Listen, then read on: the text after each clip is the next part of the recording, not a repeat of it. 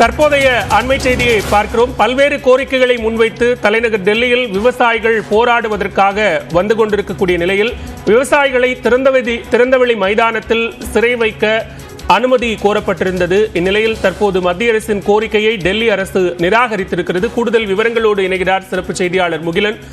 விவரங்கள். பாலா, ஏற்கனவே திட்டமிட்டபடி அங்கு டெல்லியில் முற்றுகையிடுவதற்காக விவசாயிகள் பல இடங்களில் கிளம்பி தற்போது டெல்லி நோக்கி வந்து கொண்டிருக்கின்றனர். அவர்களை உள்ளே நுழையும் போது, அதாவது டெல்லிக்குள் நுழையும் போது அல்லது குர்கான் வழியாக உள்ளே நுழையும் போது அவர்களை கைது செய்து டெல்லியில் இருக்கக்கூடிய பாவனா மைதானத்தில் அவர்களை சிறை வைப்பதற்காக மத்திய அரசு டெல்லி அரசாங்கத்திடம் ஒரு அனுமதி கேட்டிருந்தது. தற்போது டெல்லி அரசானது அதுக்கு அனுமதி தர மறுத்திருக்கிறது. மிக முக்கியமாக டெல்லி அரசு கொடுத்திருக்கக்கூடிய அந்த விளக்கத்தில் விவசாயிகளோட அனைத்து கோரிக்கைகளுமே மிக முக்கியமானது.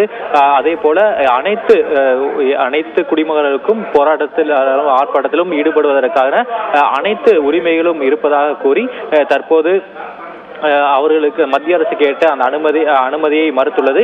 அதே போல மிக முக்கியமாக விவசாயிகளை கைது செய்வது தவறு என்றும் ஒரு கருத்தை தற்போது டெல்லி அரசானது தாங்கள் கொடுத்திருக்கக்கூடிய அந்த பதிலில் தெரிவித்திருக்கின்றனர். ஏற்கனவே மத்திய அரசுக்கும் டெல்லியில் இருக்கக்கூடிய ஆம் ஆத்மி அரசுக்கும் பல்வேறு விஷயங்களில் முரண்பாடு இருக்கக்கூடிய நிலையில் தற்போது டெல்லி அரசாங்கமானது விவசாயிகளை கைது செய்து அந்த திறந்தவெளி மைதானத்தில் அடைப்பதற்கு அனுமதி வழங்க முடியாது என்றும் தற்போது தெரிவித்திருக்கிறது.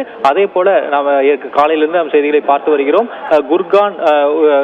குர்கான் போன்ற பல பகுதிகளில் ஏற்கனவே இந்த தடுப்புகளை இந்த டெல்லி போலீஸ் அமைத்து வருகின்றது. அதாவது விவசாயிகள் எந்த வழியாகவும் டெல்லிக்குள் நுழைந்த கூடாது என்பதற்காக பல்வேறு பகுதிகளில் இந்த தடுப்பை மேற்கொண்டு வருகின்றனர். இதனால் டெல்லிக்கு வரக்கூடிய அந்த முக்கிய சாலைகள் அனைத்துமே ஒரு கடும் போக்குவரத்து நெரிசலுக்கு உள்ளாகி இருக்கிறது. பாலா,